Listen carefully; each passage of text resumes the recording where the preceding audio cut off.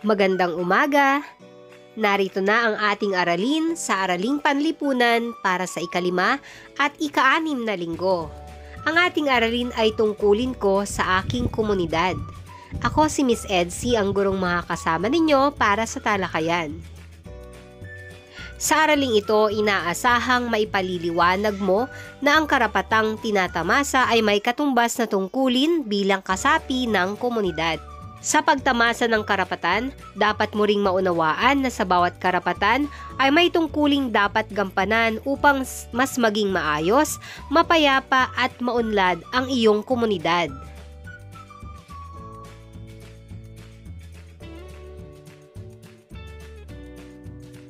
Ating balikan ang mga karapatan ng isang batang tulad mo.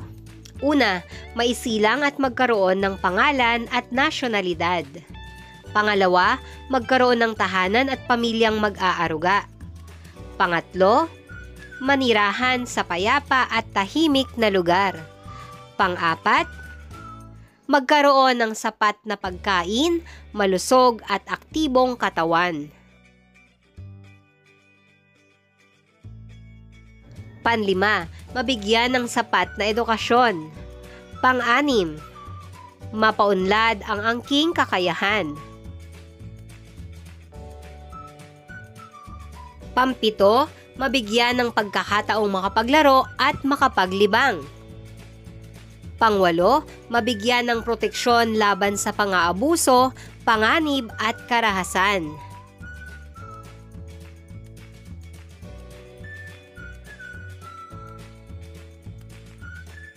Pangsyam, may pagtanggol at matulungan ng pamahalaan. Pangsampu, makapagpahayag ng sariling pananaw. 11, maturuan ng mabuting asal at kaugalian. Ano-ano nga ba ang mga tungkulin natin sa ating komunidad?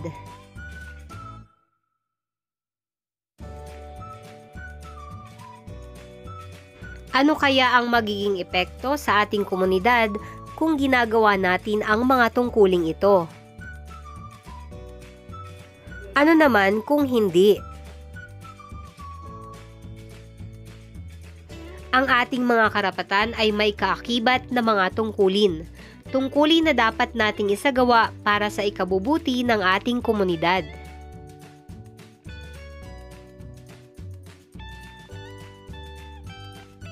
Basahin natin ang usapan ng mga bata. Bata man ako at nagtatamasa ng mga karapatan, may tungkulin din ako sa aking komunidad. Halina't tukuyin ang mga tungkuling ito sa ating komunidad. Narito ang mga halimbawa ng tungkulin ng isang bata sa komunidad. Tungkulin nating tumawid sa tamang tawiran at sumunod sa batas trapiko.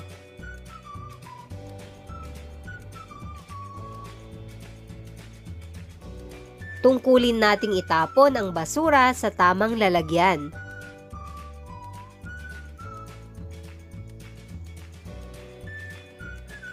Tungkulin nating makilahok sa mga programang pangkalinisan at pangkalusugan ng komunidad.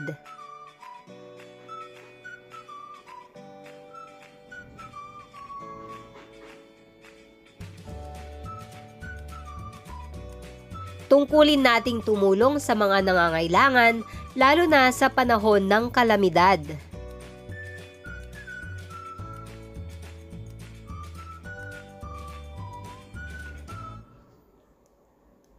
Tungkulin nating tumulong sa pagtatanim ng mga puno at halaman.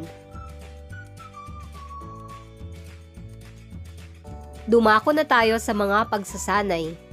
Para sa gawain bilang isa, sagutin ang mga sumusunod na katanungan sa iyong kwaderno o sagutang papel. Gamiting gabay ang mga ipinakitang larawan. Unang bilang, ano-anong tungkulin sa komunidad ang ipinakikita ng mga larawan? Narito ang sagot. Pagsunod sa batas trapiko, pagtatapon sa tamang lalagyan, pakikilahok sa mga programang pangkalinisan at pangkalusugan at pagtatanim ng mga puno at halaman. Pangalawa, bakit mahalagang isagawa ang mga tungkulin ito sa komunidad? Narito ang sagot, upang mapanatili ang kagandahan, kalinisan at kaayusan sa komunidad. Pangatlo, ano ang mangyayari sa komunidad kung gagawin ang tungkuling nasa larawan? Narito ang posibleng sagot. Magiging malinis, maayos at maunlad ang komunidad. Pang-apat, ano ang mangyayari sa komunidad kung hindi gagawin ang mga tungkuling nasa larawan? Walang pagkakaisa, marumi at hindi uunlad ang komunidad.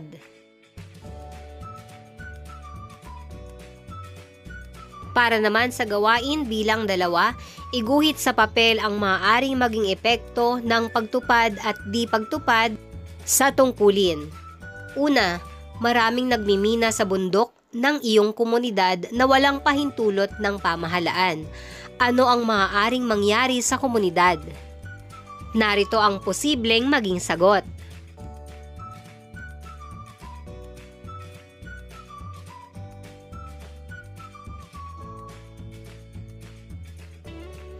Pangalawa, malinis ang kapaligiran at disiplinado ang mga tao sa iyong komunidad. Ano kaya ang magiging epekto nito?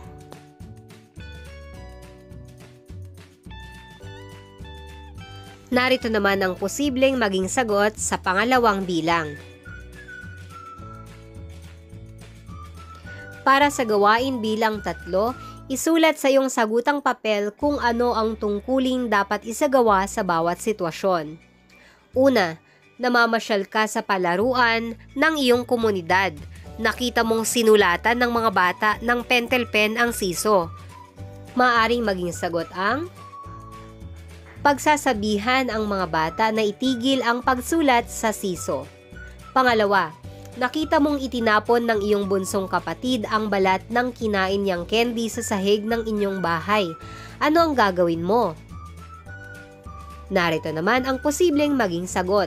Ipapulot ang itinapong balat ng candy at itapon sa tamang lagayan. Pangatlo, marami kang nakitang mga nakatambak na bote at dyaryo sa gilid ng inyong bahay.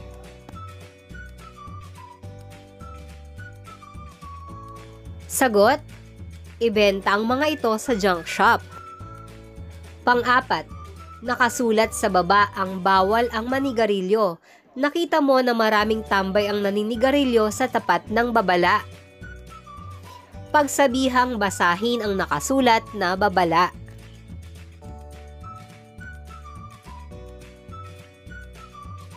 Panlima, nagwawalis ng bakura ng kapatid mo.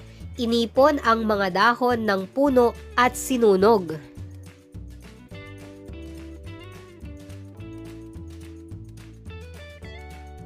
Pagsabihan na masama ito sa kapaligiran, bagkus ay ibaon na lang ang mga ito sa lupa upang magsilbing pataba.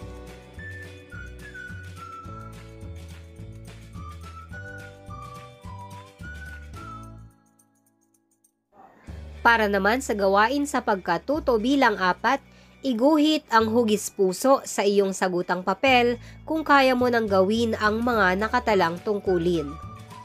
Unang bilang, magbayad ng buwis. Pangalawa, magtapon ng basura sa tamang lagayan. Pangatlo, isumbong sa pulis ang mga masasamang tao. Pang-4, tumawid sa tamang tawiran kahit walang nakatinging pulis trapiko. Panlima, sumali sa kampanya laban sa pinagbabawal na gamot. Pang-6, dumalo sa mga pagpupulong na ipinatatawag ng barangay. Pang-7, tumulong sa pagtatanim ng mga punong kahoy. Pang-8, pangalagaan ang mga kagamitan sa palaruan ng komunidad. Pang-9, makilahok sa mga proyekto at programa ng komunidad.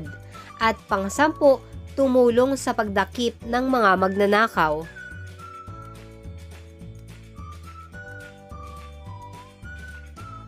At dito na nagtatapos ang ating talakayan para sa araling ito. Maraming salamat sa inyong pakikinig mga bata. Hanggang sa muli, paalam!